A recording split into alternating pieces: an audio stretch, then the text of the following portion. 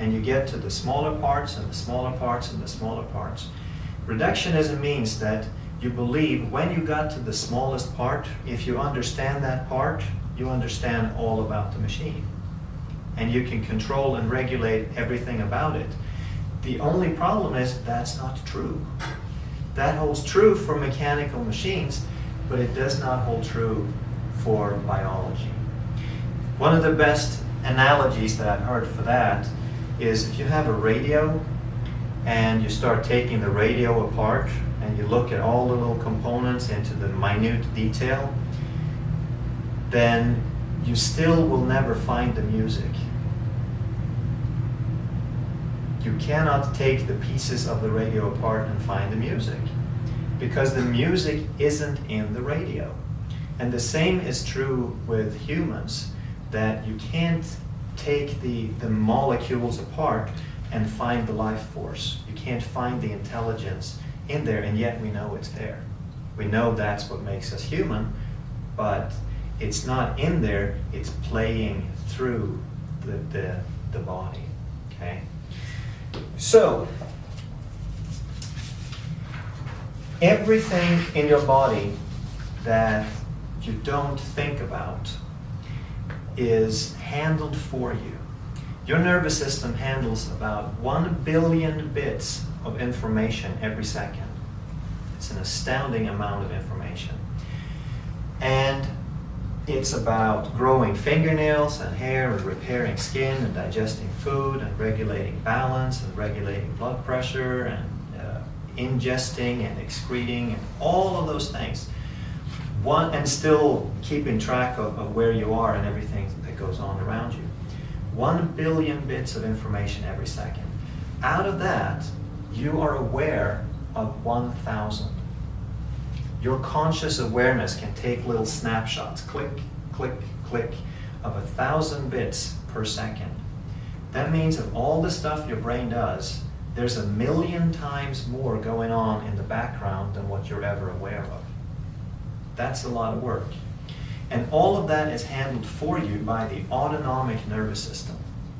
So what the autonomic nervous system is all about, it has 2 branches that are busy figuring out where to send the resources. Where do we spend the most appropriately spend the resources in any given moment?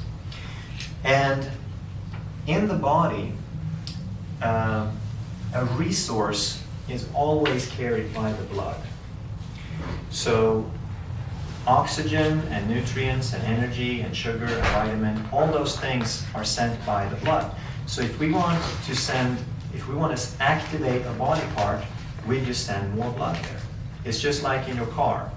If you want to speed up the engine, if you want to give it more gas, the engine revs up. It's the exact same thing with the body. You give more blood to a body part, it revs up.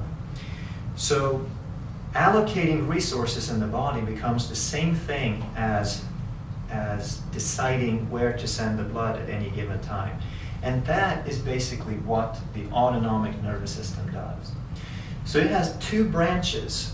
One is called the sympathetic, and one is called the parasympathetic.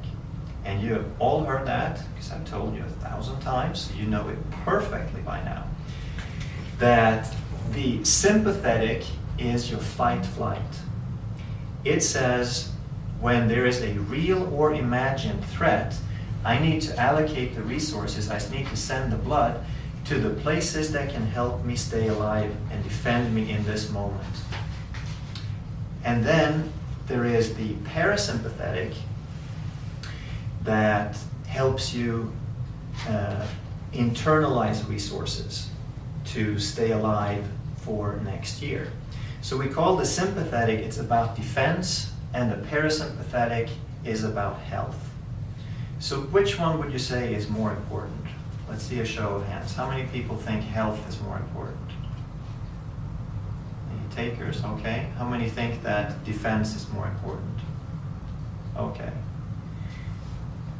You're a little more right. It's a trick question. Both of them are vitally important, but they are appropriate in different situations. However, defense is always more important in this moment, because if you don't make it through the next few seconds, who cares about next year, right? So because of that, your body is wired in such a way that the sympathetic always comes first. Always comes first, and that is why we are so stressed. Okay? Very good. Everything clear about that.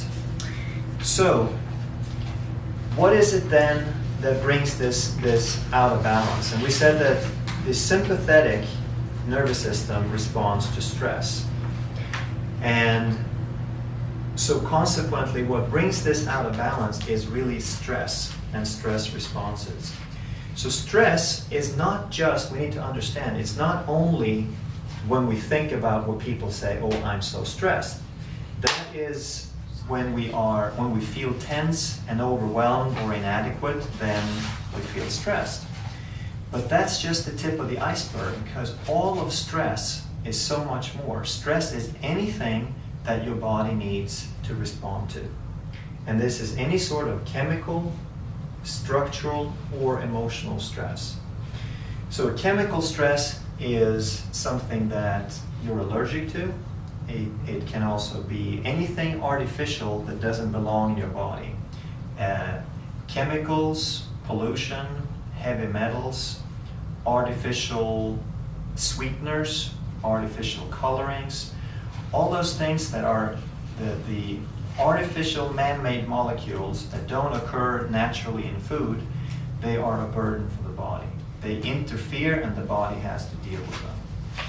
A structural stress can be something like bad posture, too much exercise, not enough exercise, slips and falls, any kind of imbalance. If we learn to walk imbalanced, that's a structural stress. An emotional stress kind of speaks for itself. That's anything that we feel tense or upset about. So the sum total becomes the body burden and the total stress that the body has to defend itself against. But we also must realize that it is not the stress in terms of the stressor. It's not the thing, it's not the event out there that is the bad thing. It doesn't become harmful until we react to it. So it's really more about the stress response that matters. So if we sit in traffic and we have white knuckles, then that's a stress response. But if we're sitting in traffic, relaxing, listening to classical music, it is not a stress response. And we are wired to react differently to millions of different situations in our life. And they become automated and habitual, and we don't think about them.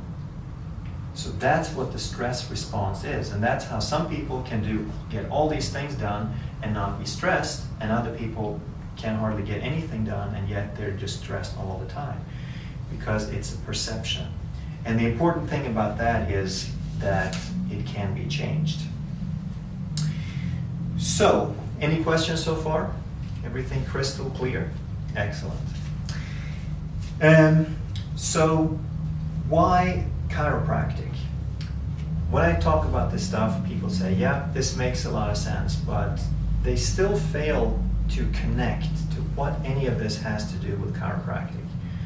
It's like, well, you're talking about health, you're talking about brain, you're talking about stress, but I know chiropractors move bones and they help with pain. So just to clear that up, we need to talk a little bit about what chiropractic actually does. And I'll just give you the quick summary here, and then we'll talk about the details. So chiropractic interrupts neurological patterns that have become stuck. And this is on your slide 8.